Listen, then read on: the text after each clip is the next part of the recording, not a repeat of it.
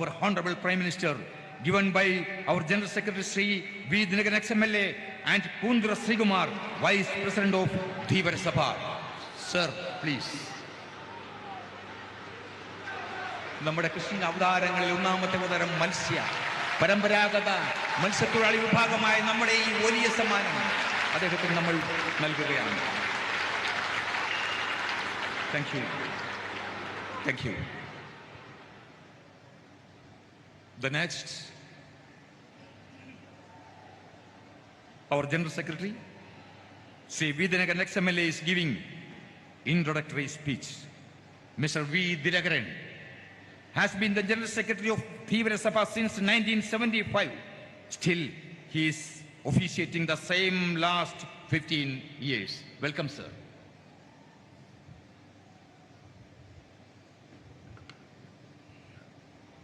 ബഹുമാന്യായ അധ്യക്ഷൻ സഭയുടെ president Shri M E Varijakshan, our honorable Prime Minister, leaders of leader Shri Narendra Modi ji,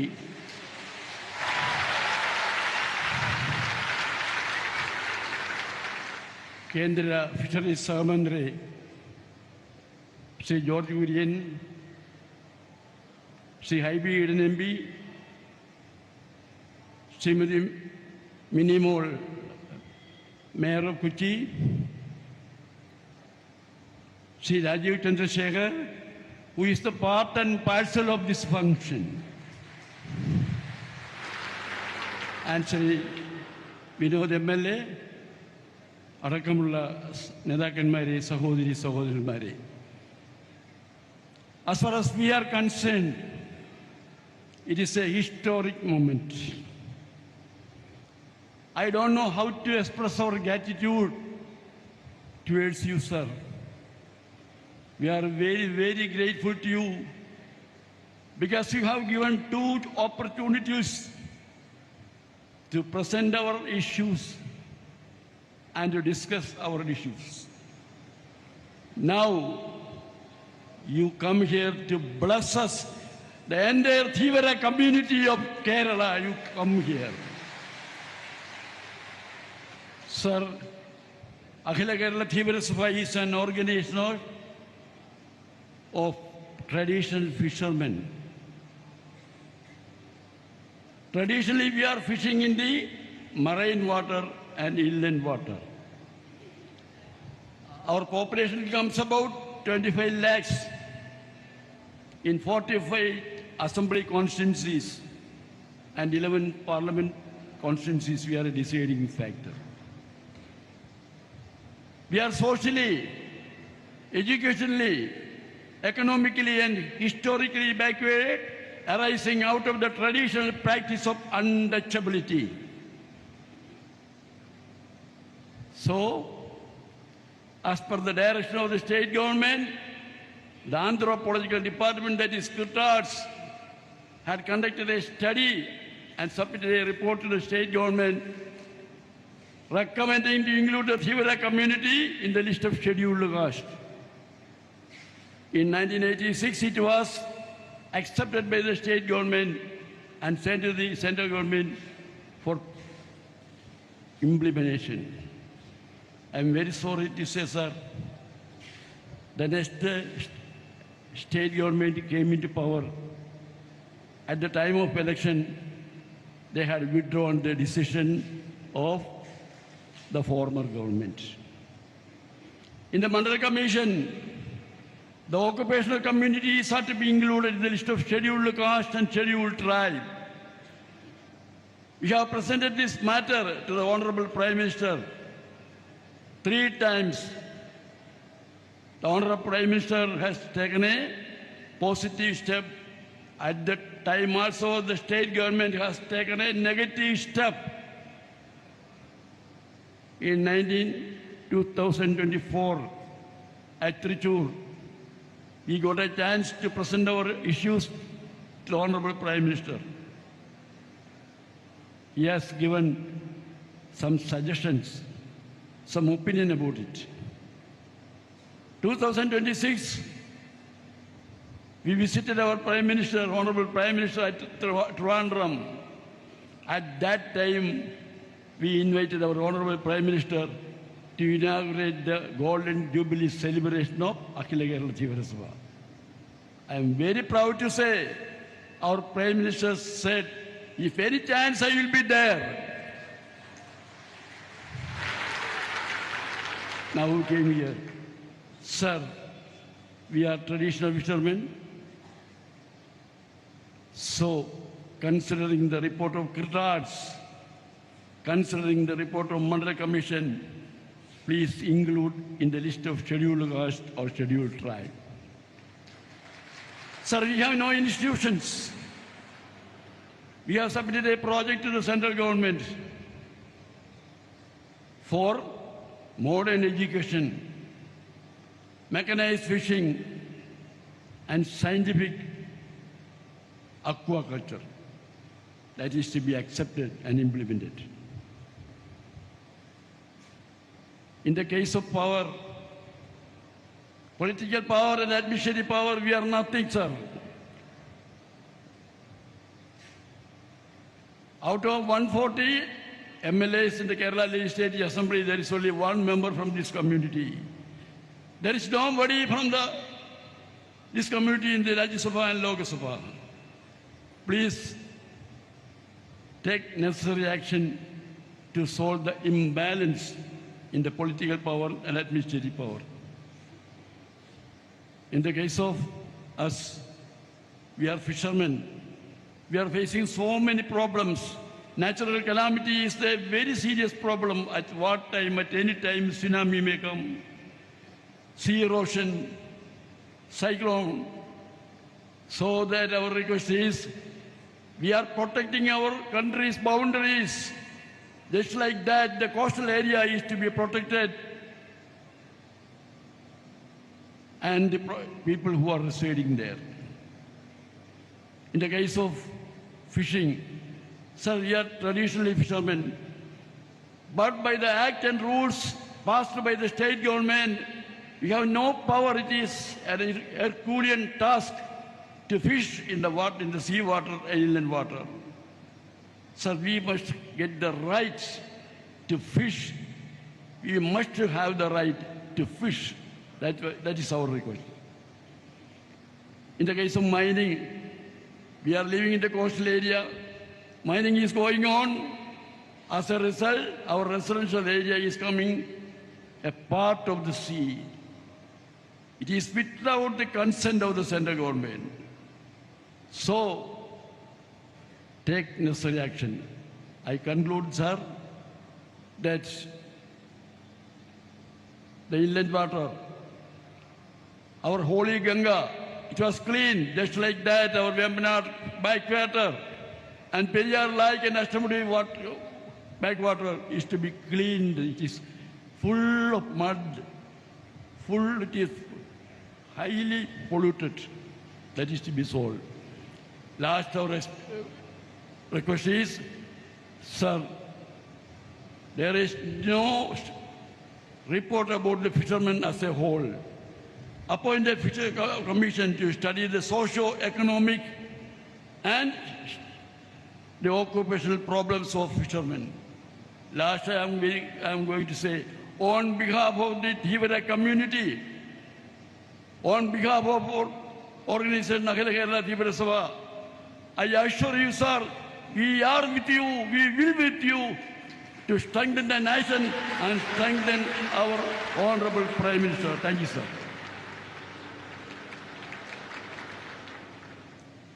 Thank you, our General Secretary. Now, we reach the most awaited moment of this historic occasion. We cordially invite our most honorable Prime Minister, Narendra Modi ji, to inaugurate the Grand Golden Jubilee Sangamam. Sir, please. ഇത് മലയാളത്തിലേക്ക് translate ചെയ്യുന്നതിനായി ബഹുമാനായ സന്ദീപ് വാചസ്പതിയെയും ഈ വേദിയിലേക്ക് ക്ഷണിക്കുകയാണ്.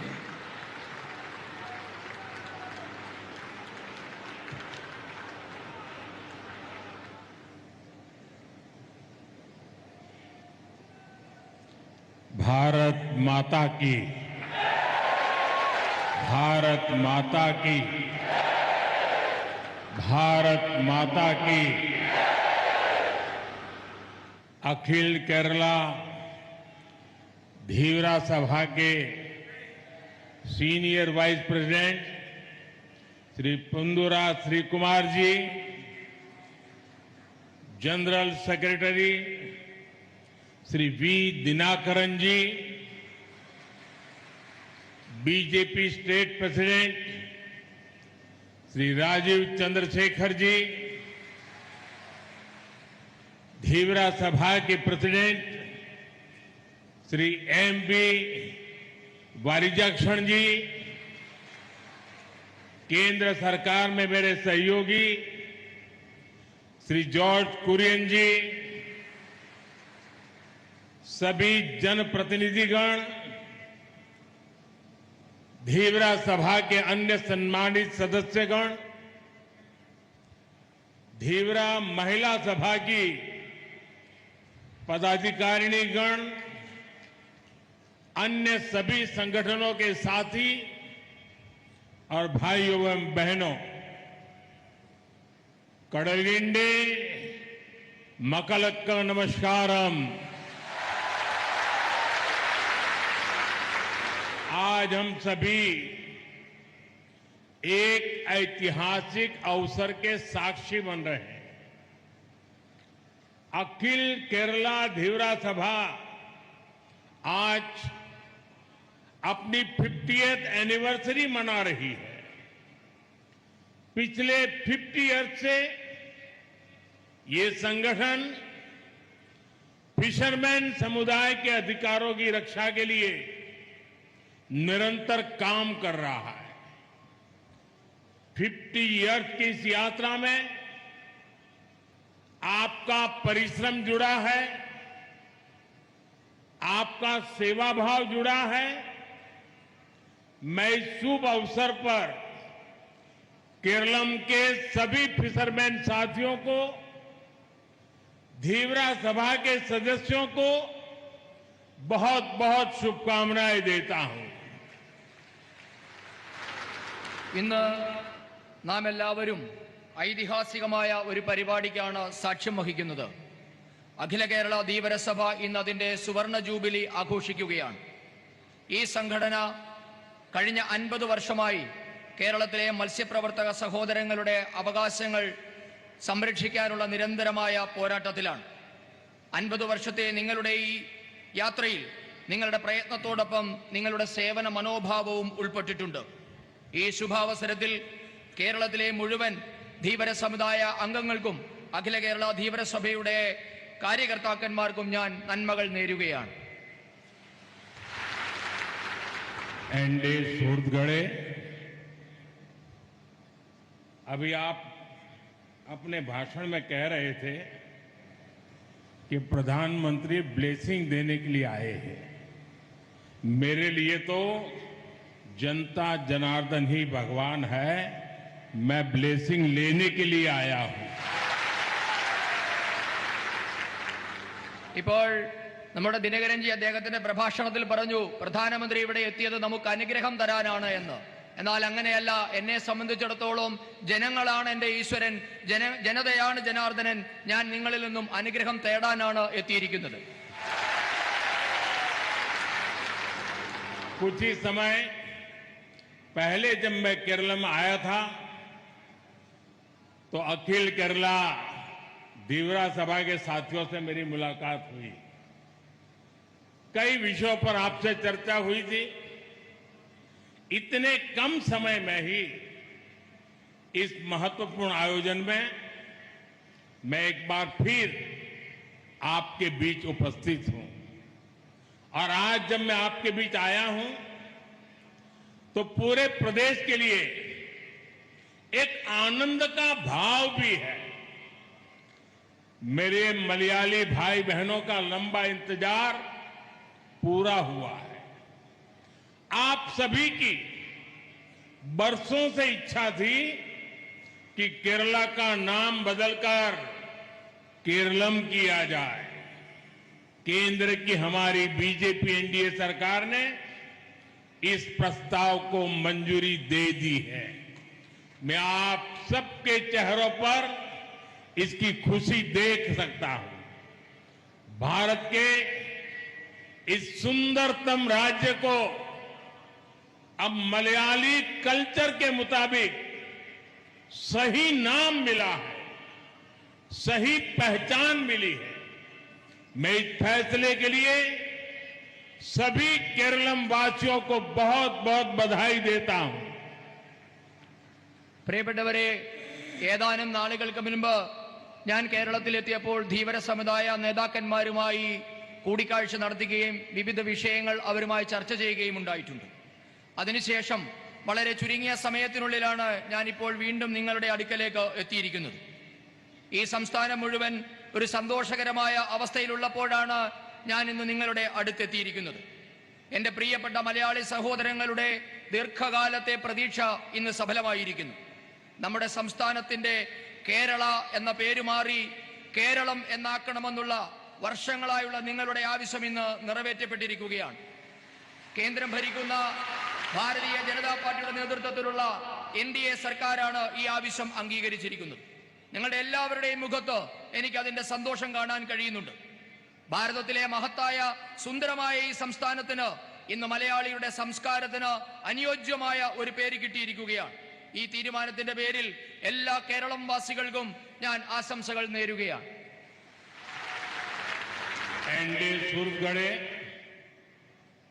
अखिल केरला धीवरा सभा ने जीविका और जीवन के प्रगति और प्रकृति के संतुलन का उत्तम उदाहरण पेश किया है। आप सभी भारतीय दर्शन और विचारों को जीते हैं। आप सभी प्रकृति को एक ही दिव्य चैतन्य का हिस्सा बताते हैं। दुनिया जब नदियों को, पानी को, समुद्र को केवल एक संसाधन मानती है, धीवरा समाज समुद्र को अम्मा मानता है। പ്രിയപ്പെട്ടവരെ, അഖില കേരള ധീവരസഭ എന്നത് ഉപജീവനവും ജീവനവും തമ്മിലുള്ള പുരോഗതിയും സംസ്കൃതിയും തമ്മിലുള്ള സന്തുലിതമായ സമ്മേളനത്തിന്റെ ഉദാഹരണമാണ്. നിങ്ങൾ ഭാരതീയ ദർശനങ്ങളെയും ചിന്താപദ്ധതികളുടെയും സജീവമായ ഉദാഹരണമാണ്. നിങ്ങൾ ഈ പ്രകൃതിയെ ഒരേ ഒരു മഹത്തായ ദിവ്യ ചൈതന്യത്തിന്റെ ഭാഗമായിട്ടാണ് കാണുന്നത്. നദികളെയും വെള്ളത്തെയും സമുദ്രത്തെയും ഒക്കെ മറ്റുള്ളവർ വെറും വിഭവങ്ങളായി കാണുമ്പോൾ ധീവര സമൂഹം അവയെ അമ്മയായാണ് കണക്കാക്കുന്നത്. सूरजगढ़े समुद्र की रक्षा की कामना, उसके लिए श्री कुरुम्बा देवी की पूजा, श्री कुरुम्बा मंदिरों के संरक्षण के लिए आपके प्रयास, ये दिखाता है कि भारत सदियों से प्रकृति और पर्यावरण के लिए कितना संवेदनशील रहा है।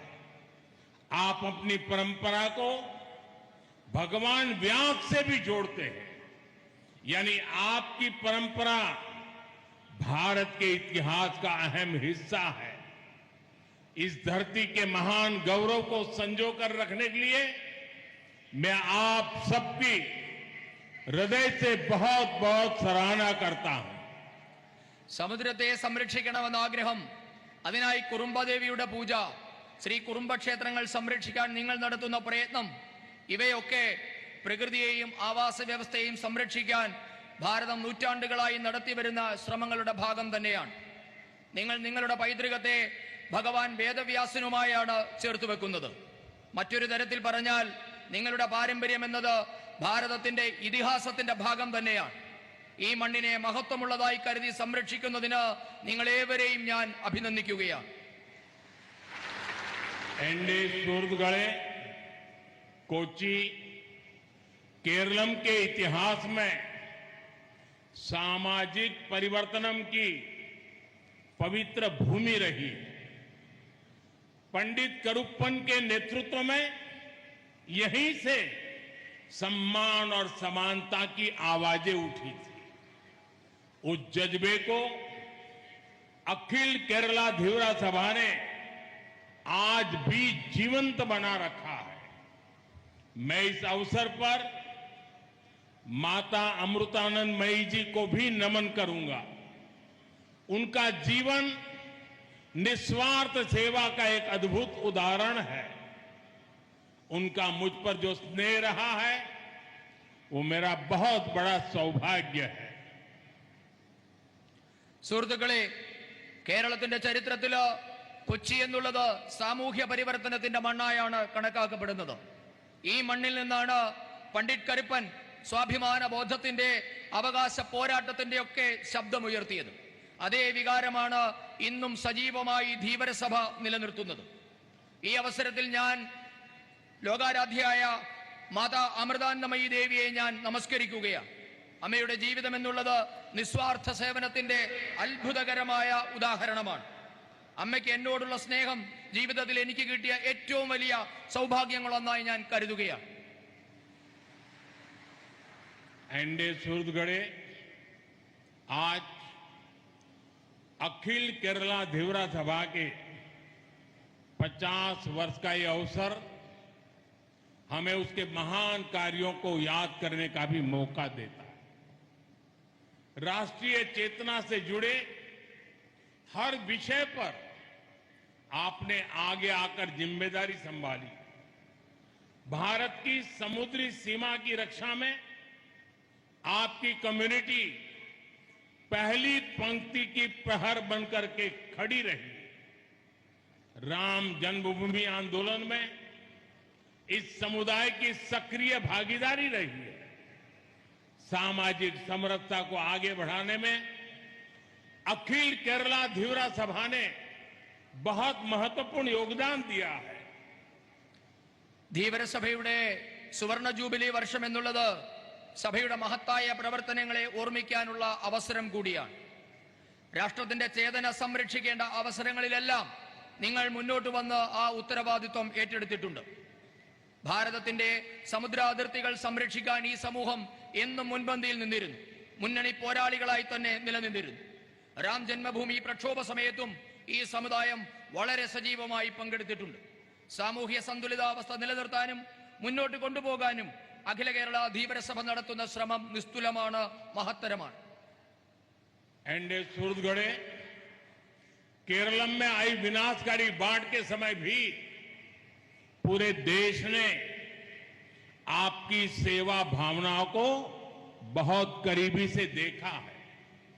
जब राज्य अभूतपूर्व संकट का सामना कर रहा था तब हमारे इस समाज के लोगों ने मोर्चा संभाला था। वो तस्वीरें कोई नहीं भूल सकता जब आपने अपनी नावों को जोखिम में डालकर फंसे हुए परिवारों को बचाया, जरूरतमंदों तक सामान पहुंचाया। इसी भावना के कारण आज पूरा देश फिशरमैन समुदाय के साहस, सेवा और समर्पण को सम्मान के साथ याद करता है. കേരളത്തില് വൻ പ്രളയമുണ്ടായപ്പോൾ ഈ സമുദായത്തിന്റെ സേവന മനോഭാവം ലോകം മുഴുവൻ അടുത്തുനിന്ന് കണ്ടതാണ്. ഈ നാട് എപ്പോഴൊക്കെ ദുരന്തത്തിൽ അകപ്പെട്ടിട്ടുണ്ടോ അപ്പോഴൊക്കെ അതിനെ അതിജീവിക്കാനുള്ള പ്രവർത്തനം ഈ സമൂഹം ഏറ്റെടുത്തിട്ടുണ്ട്. ആ ചിത്രമൊന്നും ഒരിക്കലും ഒരാളും മറക്കില്ല. പ്രളയ സമയത്ത് നിങ്ങൾ ജീവൻ പണയപ്പെടുത്തി വള്ളമിറക്കി നിരവധി കുടുംബങ്ങളെ രക്ഷിച്ചിട്ടുണ്ട്. ആവശ്യക്കാർക്ക് സാധനങ്ങൾ എത്തിച്ചു നൽകിയിട്ടുണ്ട്. ഇവയൊന്നും ആരും മറക്കില്ല. ഈ കാരണങ്ങളാലെല്ലാം തന്നെ ധീവര സമുദായത്തിന്റെ ധീരതയും സമർപ്പണ മനോഭാവവും നന്ദിയോടെ ഈ രാജ്യം ഓർക്കുകയാണ്.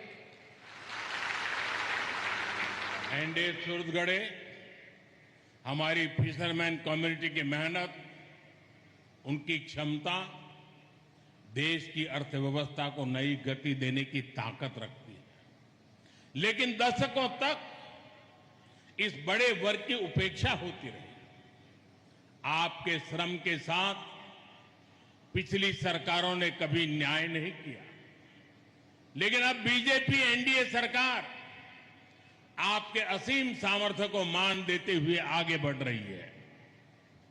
പ്രിയപ്പെട്ടവരെ, നമ്മുടെ മത്സ്യബന്ധന തൊഴിലാളികളുടെ അധ്വാനവും കാര്യക്ഷമതയും നാടിന്റെ സമ്പദ് വ്യവസ്ഥയ്ക്ക് പുതിയ ദിശാബോധവും ശക്തിയും നൽകുന്നുണ്ട്.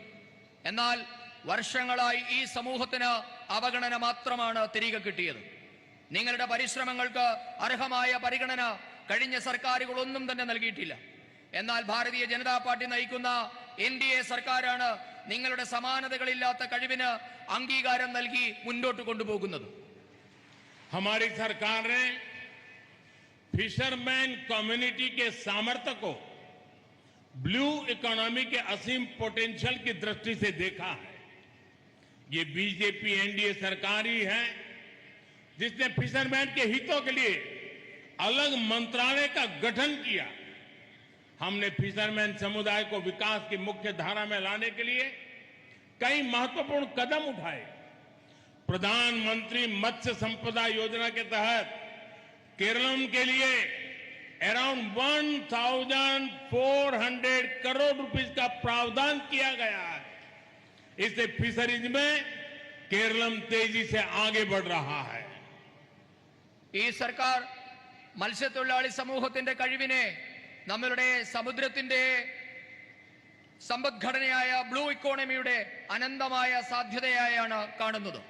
ഭാരതീയ ജനതാ പാർട്ടിയുടെ നേതൃത്വത്തിലുള്ള എൻഡിഎ സർക്കാരാണ് മത്സ്യത്തൊഴിലാളികളുടെ നന്മയ്ക്കായി ഒരു പ്രത്യേക മന്ത്രാലയം തന്നെ രൂപീകരിച്ചത്. മത്സ്യത്തൊഴിലാളികളെ വികസനത്തിന്റെ മുൻപന്തിയിലെത്തിക്കാൻ നിരവധി പദ്ധതികളാണ് ഈ സർക്കാർ നടപ്പാക്കിയിട്ടുള്ളത്. പ്രധാനമന്ത്രി മത്സ്യസമ്പദാ യോജന പദ്ധതിയിൽ കേരളത്തിനു മാത്രം 1400 കോടി രൂപയാണ് നീക്കിവെച്ചിട്ടുള്ളത്. ഇതുമൂലമാണ് കേരളത്തിന്റെ മത്സ്യമേഖല വേഗം വളരുന്നത്. यहां फिशरमैन समाज को मजबूत करने के लिए कई लेवल पर काम हो रहा है। फिशरमैन कोऑपरेटिव सोसाइटी और फिशरीज फार्मर प्रोड्यूसर ऑर्गेनाइजेशंस उसको लाखों करोड़ रुपए का फंड भी दिया जा रहा है। हम ये भी चाहते हैं कि फिशरमैन समाज के युवा ब्लू इकोनॉमी को लीड करें, एक्सपोर्ट जैसे क्षेत्रों में आगे बढ़े। इसलिए क्रेडिट गारंटी सिस्टम के माध्यम से युवाओं को आगे बढ़ने के लिए प्रोत्साहित किया जा रहा है। പ്രിയപ്പെട്ടവരെ, മത്സ്യത്തൊഴിലാളികളെ ശാക്തീകരിക്കാൻ വിവിധ തലത്തിലുള്ള പദ്ധതികളാണ് കേന്ദ്ര സർക്കാർ നടപ്പാക്കുന്നത്. മത്സ്യപ്രവർത്തക സഹകരണ സൊസൈറ്റികൾ, മത്സ്യപ്രവർത്തക ഫാമ പ്രൊഡ്യൂസർ ഓർഗനൈസേഷൻ എന്നിവ വഴി ലക്ഷക്കണക്കിന് രൂപയാണ് ചെലവഴിക്കപ്പെടുന്നത്. ഇവയുടെ പ്രവർത്തനത്തിനായി ലക്ഷക്കണക്കിന് രൂപയാണ് നീക്കിവെച്ചിട്ടുള്ളത്. മത്സ്യപ്രവർത്തക സമൂഹത്തിലെ യുവാക്കൾ ബ്ലൂ ഇക്കോണമിയെ നയിച്ച് മത്സ്യ കയറ്റുമതി മേഖലയെ മുന്നോട്ട് കൊണ്ടുപോകണമെന്നതാണ് സർക്കാരിന്റെ ലക്ഷ്യം. ഇതിനായി മത്സ്യമേഖലയിലുള്ള യുവാക്കൾക്ക് സർക്കാർ ഗ്യാരണ്ടിയിൽ വായ്പ നൽകി അവരെ പ്രോത്സാഹിപ്പിക്കുന്നുമുണ്ട്. एनडीए सूरतगढ़े आज टेक्नोलॉजी भी फिशरमैन समुदाय की ताकत बन रही है। इसी सोच के साथ नेशनल फिशरीज डिजिटल प्लेटफॉर्म शुरू किया गया है। इससे मछुआरे, नाव मालिक और एक्सपोर्टर्स एक ही प्लेटफॉर्म पर रजिस्ट्रेशन कर सकते हैं।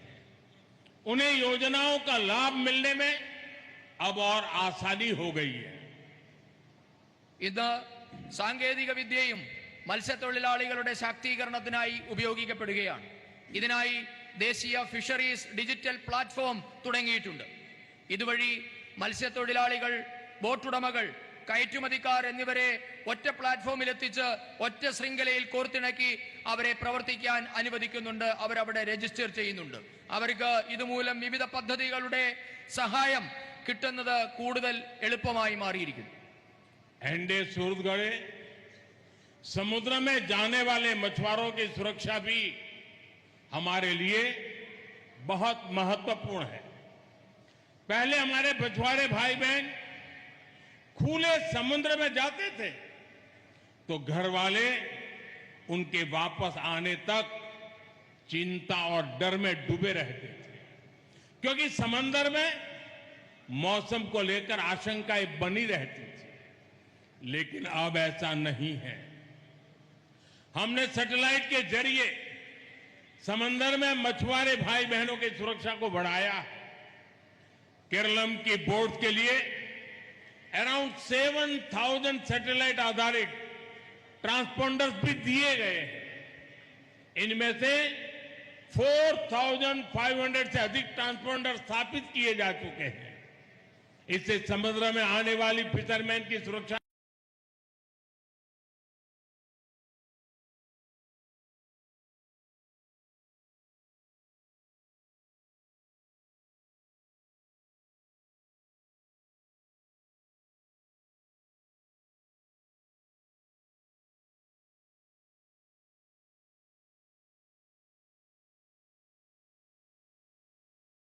को प्राथमिकता मिली है। എന്നാൽ സാഹചര്യങ്ങൾ ങ്ങളുടെ സഹായത്തോടെ മത്സ്യത്തൊഴിലാളികളുടെ സുരക്ഷ വർദ്ധിപ്പിക്കുന്നതിനുള്ള നടപടികൾ കേന്ദ്ര സർക്കാർ സ്വീകരിച്ചിട്ടുണ്ട്. കേരളത്തിൽ മാത്രം മത്സ്യബന്ധന 7,000-ഓളം മത്സ്യബന്ധന ബോട്ടുകളിലേക്കാണ് ഉപഗ്രഹാധിഷ്ഠിതമായ ട്രാൻസ്പോണ്ടറുകൾ വിതരണം ചെയ്തത്. ഇതിൽ 4,500-ഓളം ട്രാൻസ്പോണ്ടറുകൾ പ്രവർത്തനം തുടങ്ങിയിട്ടുമുണ്ട്. ഇതുമൂലം മത്സ്യത്തൊഴിലാളികളുടെ സുരക്ഷയ്ക്ക് മുൻഗണനയും പ്രാധാന്യവും കിട്ടുന്നുണ്ട്. एंड शूरगढ़े हमें फिशरीज की नई संभावनाओं को साकार करना है और फिशरमैन कम्युनिटी के जीवन को भी बेहतर बनाना है। इसके लिए कोस्टल इंफ्रास्ट्रक्चर को मजबूत करने पर विशेष ध्यान दिया जा रहा है। प्रधानमंत्री मत्स्य संपदा योजना के तहत 9 integrated modern coastal fishing villages विकसित किए जा रहे हैं। പ്രിയപ്പെട്ടവരെ, നമുക്ക് മത്സ്യബന്ധന മേഖലയിലെ പുതിയ അവസരങ്ങൾ കൂടി പ്രയോജനപ്പെടുത്തേണ്ടതുണ്ട്. മത്സ്യത്തൊഴിലാളി സമൂഹത്തിന്റെ ജീവിതവും മെച്ചപ്പെടുത്തേണ്ടതുണ്ട്, ജീവനും മെച്ചപ്പെടുത്തേണ്ടതുണ്ട്. ഇതിനായി തീരദേശ മേഖലയിലെ അടിസ്ഥാന സൗകര്യങ്ങൾ മെച്ചപ്പെടുത്താൻ കേന്ദ്ര സർക്കാർ പ്രത്യേക ശ്രദ്ധയാണ് നൽകുന്നത്. ഇന്ന് പ്രധാനമന്ത്രി മത്സ്യസമ്പദ യോജന വഴി 9 ആധുനിക സംയോജിത മത്സ്യബന്ധന ഗ്രാമങ്ങൾ വികസിപ്പിച്ചു വരുന്നുണ്ട്. एनडीए सरकार में फिशिंग हार्बर्स को भी आधुनिक बनाया जा रहा है। मुथलपोजी हार्बर को 177 करोड़ रुपए की लागत से अपग्रेड किया गया है। इसके अलावा 6 हार्बर्स को ड्रेजिंग के माध्यम से बेहतर बनाया जा रहा है। पिछले 5 इयर्स में 16 आइस प्लांट और कोल्ड स्टोरेज की स्थापना को भी मंजूरी दी गई है। എൻഡിഎ സർക്കാർ മത്സ്യബന്ധന തുറമുഖങ്ങളും ആധുനികവൽക്കരിച്ചുകൊണ്ടിരിക്കുകയാണ്. നമ്മുടെ കേരളത്തിലെ മുതലപ്പൊഴി ഹാർബറിന്റെ നവീകരണത്തിനായി മാത്രം 177 കോടി രൂപയാണ് കേന്ദ്ര സർക്കാർ ചെലവഴിച്ചത്. ഇതിനു പുറമെ മറ്റ് 6 ഹാർബറുകൾ കൂടി ഡ്രഡ്ജിംഗ് നടത്തി കാര്യക്ഷമമാക്കിക്കൊണ്ടിരിക്കുന്നു. കഴിഞ്ഞ 5 വർഷത്തിനിടെ 16 ഐസ് പ്ലാന്റുകളും ശീതീകരണികളും സ്ഥാപിക്കാനും കേന്ദ്ര സർക്കാർ അനുമതി നൽകിയിട്ടുണ്ട്. एनडीए सूरजगढ़े समुद्र से जुड़ी अर्थव्यवस्था को केवल पारंपरिक मछली पकड़ने तक सीमित नहीं है। सीवीड प्रोडक्शन जैसे क्षेत्र में भी नई संभावनाएं बनी। केरलम में एनडीए सरकार के सहयोग से सीवीड प्रोडक्शन क्लस्टर्स विकसित किए जा रहे हैं। इससे फिशरमैन समुदाय की महिलाओं और युवाओं को आय के नए अवसर मिलेंगे। സമുദ്രവുമായി ബന്ധപ്പെട്ട സമ്പദ് വ്യവസ്ഥ എന്നത് കേവലം പരമ്പരാഗതമായ മത്സ്യബന്ധനം മാത്രമായി പരിമിതപ്പെടുന്നില്ല. കടൽപ്പായൽ ഉൽപാദനം പോലെയുള്ള മേഖലകളിലും പുതിയ അവസരങ്ങൾ ഇന്ന് ഉണ്ടാകുന്നുണ്ട്. കേന്ദ്രത്തിലെ എൻഡിഎ സർക്കാരിന്റെ സഹായത്തോടെ കേരളത്തിലും കടൽപ്പായൽ ഉൽപാദന ക്ലസ്റ്ററുകൾ തുടങ്ങിയിട്ടുണ്ട്. മത്സ്യത്തൊഴിലാളി സമൂഹത്തിലെ സ്ത്രീകൾക്കും യുവാക്കൾക്കും കൂടുതൽ വരുമാനം കിട്ടുന്നതിനുള്ള അവസരമാണ് ഇതുമൂലം ഉണ്ടാകുന്നത്. एनडीए सूरजगढ़े केरल में हमारी सरकार द्वारा आधुनिक फिश फार्मिंग सिस्टम को प्रमोट किया जा रहा है। तटीय क्षेत्रों तक योजनाओं का लाभ पहुंचाने के लिए सागर मित्र और मत्स्य सेवा केंद्र का नेटवर्क भी बनाया गया है। इसके साथ ही केरलम के तटों पर 40 से ज्यादा आर्टिफिशियल रिफ्स लगाने की मंजूरी दी गई है। इनसे समुद्र में मछलियों की संख्या बढ़ेगी और समुद्री संसाधन सस्टेनेबल तरीके से विकसित होंगे। പ്രിയപ്പെട്ടവരെ, നമ്മുടെ സർക്കാർ മുഖാന്തരം കേരളത്തിൽ ഇന്ന് ആധുനിക മത്സ്യബന്ധന രീതികളും പ്രോത്സാഹിപ്പിക്കപ്പെടുന്നുണ്ട്. ഈ പദ്ധതികളൊക്കെ നമ്മുടെ തീരദേശ മേഖലയിൽ എത്തിക്കുന്നതിനായി സാഗർ മിത്ര, മത്സ്യസേവാ കേന്ദ്രം എന്നിവയുടെ ശൃംഖലകളും രൂപീകരിച്ചിട്ടുണ്ട്. ഇതിനോടൊപ്പമാണ് കേരള തീരത്ത് 40-ലധികം കൃത്രിമ പാരികൾ സ്ഥാപിക്കാനുള്ള അനുമതിയും നൽകിയത്. ഇതുമൂലം നമ്മുടെ മത്സ്യങ്ങളുടെ എണ്ണം കൂടുകയും ശാസ്ത്രീയമായ സമുദ്ര സംരക്ഷണം സാധ്യമാവുകയും ചെയ്യും. एंडे सुहृदगढ़े, हमारा संकल्प है कि केरलम के हर परिवार के जीवन में समृद्धि आए, हमारे केरलम की अर्थव्यवस्था नई ऊंचाइयों तक पहुंचे। यही भावना विकसित भारत के निर्माण की भी आधारशिला है और यही भावना हमें विकसित केरलम की दिशा में आगे ले जाएगी. കേരളത്തിലെ എല്ലാ കുടുംബങ്ങളിലും സമൃദ്ധി നിറയ്ക്കുക എന്നതാണ് BJP നേതൃത്വം നൽകുന്ന കേന്ദ്ര സർക്കാരിന്റെ ലക്ഷ്യം. കേരളത്തിന്റെ സമ്പദ് വ്യവസ്ഥ പുതിയ ഉയരങ്ങളിൽ എത്തേണ്ടതായിട്ടുണ്ട്. ഈ സങ്കല്പമാണ് വികസിത ഭാരത നിർമ്മാണത്തിന്റെ അടിസ്ഥാന ശില. ഈ രീതിയിലാണ് നാം വികസിത കേരളത്തിന്റെ ഗതി നിശ്ചയിക്കാൻ പോകുന്നത്. अंडे सूरजगढ़े, मैं आज देख रहा हूं इतना अनुशासन और इतनी बड़ी तादाद में माताओं, बहनों, महिलाओं की हाजिरी, और मैं देख रहा हूं बाहर काफी लोग धूप में खड़े हैं. मुझे पता नहीं वो मुझे देख पाते होंगे, नहीं देख पाते होंगे, सुन पाते होंगे कि नहीं पाते होंगे, लेकिन इतनी तादाद में आपका आना, मैं समझता हूं आप किन सपनों को लेकर के जी रहे हैं, किन संकल्पों के लिए जी रहे हैं, और अखिल केरला धीवरा सभा के प्रयास, आपकी सेवा भावना और समाज को जोड़ने की परंपरा आज मैं अपनी आंखों के सामने देख रहा हूं. आने वाले वर्षों में भी ये भावना समाज को प्रेरित करती रहेगी. केरलम के विकास में अपना योगदान निरंतर बढ़ाती रहेगी. इसी विश्वास के साथ आप सबको आदरपूर्वक नमन करते हुए मैं अपनी वाणी को विराम देता हूं और आप सभी को बहुत बहुत शुभकामनाएं देता हूं. बहुत बहुत धन्यवाद. ഞാൻ കാണുകയാണ് ഈ സദസ്സിൽ ഇത്രയേറെ അച്ചടക്കത്തിൽ ആയിരക്കണക്കിന് ആൾക്കാർ, അതിൽ അമ്മമാരും സ്ത്രീകളും കുഞ്ഞുങ്ങളും അടക്കമുള്ള നൂറുകണക്കിന് മനുഷ്യർ ഇരിക്കുന്നുണ്ട്. അതോടൊപ്പം തന്നെ അങ്ങ് അകലെ ഈ കത്തുന്ന ചൂടിലും നിരവധി ആൾക്കാർ അവിടെ നിൽക്കുകയാണ്. അവർക്ക് എന്നെ കാണാൻ കഴിയുന്നുണ്ടോ, കേൾക്കാൻ കഴിയുന്നുണ്ടോ എന്നൊന്നും എനിക്കറിയില്ല. എങ്കിലും നിങ്ങൾ ഇത്രയേറെ സംഖ്യയിൽ ഇവിടെ വന്നത് നിങ്ങൾക്ക് വലിയ ഒരു സ്വപ്നമുള്ളത് കൊണ്ടാണ്. അഖില കേരള ധീവര സഭയുടെ ഈ പ്രയത്നം, നിങ്ങളുടെ സേവന മനോഭാവം, സമൂഹത്തെ ഒന്നിപ്പിക്കുന്ന പാരമ്പര്യം, ഇവയൊക്കെ വരും നാളുകളിലും നമ്മുടെ സമൂഹത്തിന് പ്രേരണയായി നിലകൊള്ളുമെന്ന കാര്യം ഉറപ്പാണ്. കേരളത്തിന്റെ വികസനത്തിൽ നിങ്ങളുടെ സംഭാവന കൂടിക്കൂടി വരുമെന്ന കാര്യവും ഉറപ്പാണ്. ഈ വിശ്വാസത്തോടെ നിങ്ങൾക്ക് എല്ലാവർക്കും ഒരിക്കൽ കൂടി ആശംസകൾ നേർന്നുകൊണ്ട് ഞാൻ എന്റെ വാക്കുകൾ ചുരുക്കുന്നു. വന്ദേ മാതരം. मेरे साथ बोलिए भारत माता की, भारत माता की, वंदे वंदे वंदे वंदे वंदे वंदे वंदे वंदे.